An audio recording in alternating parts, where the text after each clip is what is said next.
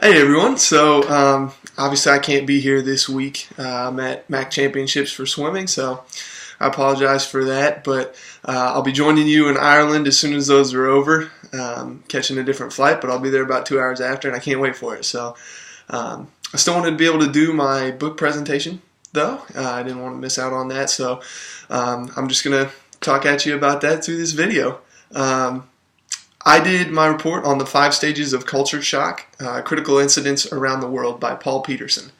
And I thought it was a very good book. Kind of the premise of the book was to take a look at the concept of culture shock and the various theories that surround it, and then give some what were called critical incidences related to the different stages of culture shock, and as ways of illustrating the real-life effects of those different aspects of the concept of culture shock. So I know that sounds a little confusing, and it kind of is. The first 2 chapters of the book were kind of like that, a little confusing, a little wordy. They really examined the research that had been done and the research terminology that had gone into culture shock in the past and the different stages of culture shock, before it really got into those critical incidences and outlined the different ways that he went about talking about culture shock. So culture shock as a general theory is more of an unending process, not just necessarily a single event.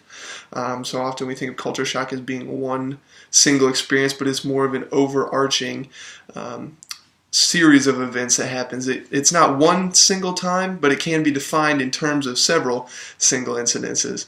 And so that's kind of where the critical incident theory comes in. So essentially, they collected about 276 different stories from these students who had studied abroad on what's called a semester at sea. They'd been on a ship and they went to all different countries. They collected these critical incidences and then organized them by the different stages of culture shock. So what Paul Peterson went by was essentially the 5 stages of culture shock, and he defined them in terms of a U-curve. Those stages were the honeymoon stage, the disintegration stage, the reintegration stage, the autonomy stage, and the interdependency stage. And each of those go along a continuum called the U-curve, with the honeymoon stage being at the top on one side, down to the disintegration stage, the reintegration stage, and then back up autonomy and interdependence. So with each chapter, he took one chapter fully to look at each stage of culture shock, each of those stages, and he introduced it, talked about it a little bit and what it was, and then went through and gave all of the critical incidences that have been categorized into that stage, and then concluded with a wrap-up and a summary of each thing. So kind of looking at each, the honeymoon stage to start off with is kind of the first on that culture shock continuum. It's kind of where individuals perceive differences between the new culture and their own culture as being interesting, kind of novel and new, and their views of the environment in this stage are very positive. But then as you move along into the disintegration stage, these perceptions kind of become a lot darker. The individual is faced with the reality that there's decisions that need to be made, there's differences between the old culture and the new culture that affect those decisions, and they kind of blame themselves for being incapable in the new environment. It's really a stage of self-blame, and it's really a quick stage because it's kind of uncomfortable to have to blame yourself. So the individual then moves along into the reintegration stage, where they start to take all those feelings of blame on themselves and turn them outwards and blame the environment, the new host culture, blame the new country that they're in for all the discomforts that they're experiencing, and kind of see it in a darker light. So that's kind of the bottom of that U-curve. And then as they start to get move along and start to learn more and evaluate themselves better, they become more balanced in their perspective. They become into this autonomy stage where they can realize the good and the bad of both the new culture and their old culture, and are able to evaluate the situation in more of an even light. And then the final stage is kind of an idealized stage. It's called the interdependency stage, and it's essentially where the student becomes completely multicultural. And like I said, it's really idealized because that's very hard to achieve in real life. So those were the 5 stages that Peterson kind of went through. And I just thought that this evaluation of critical incidences and the concept of culture shock is just so important because it really lends real life experience to the complex concept of interactions with a foreign environment. And what's interesting to note actually is that the symptoms of culture shock are not necessarily limited to interactions with a different culture. It can really be anything where an individual is undergoing some sort of dramatically different role. So in a divorce, in a career change, in a retirement, in a major disability, a student can experience the symptoms of culture shock.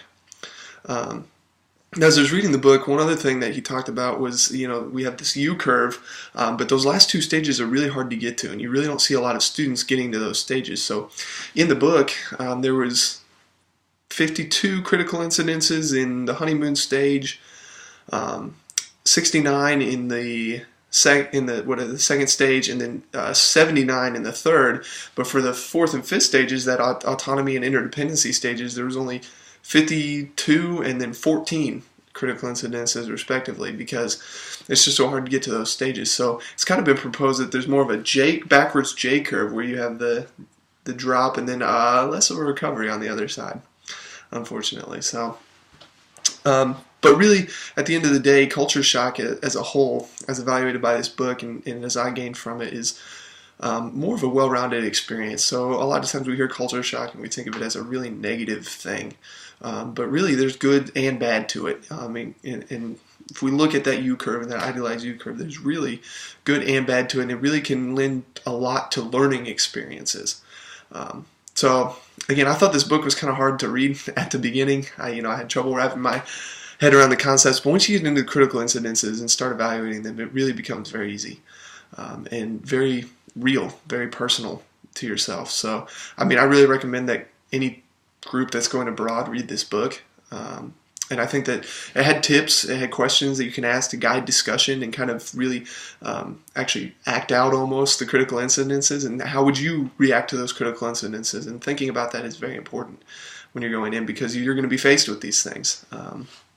I think it ties in wonderfully with what we may be able to expect from our trip to Ireland. I think that it's important to realize that we're all subject to culture shock, and even though we spent a lot of time talking about Ireland and the differences between the culture and really evaluating those things, any situation where we go into that, we're going to be subject to that culture shock. So I think that's very important to remember. I'm interested to see how everyone reacts now, knowing these things and having this background knowledge, and myself and everyone else reacts to the new culture and the stages of culture shock.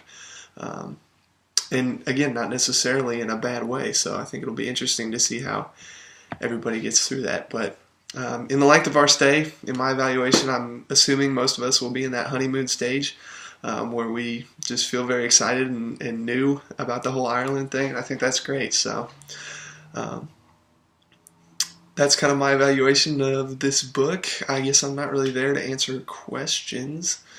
But if anyone has any when I see you in Ireland, let me know. Or afterwards, I can talk about them as well. I can't wait. I'll see you guys, tomorrow, in 2 days, when you'll see this video. That's incredible. But anyway, safe travels, and can't wait to see everybody.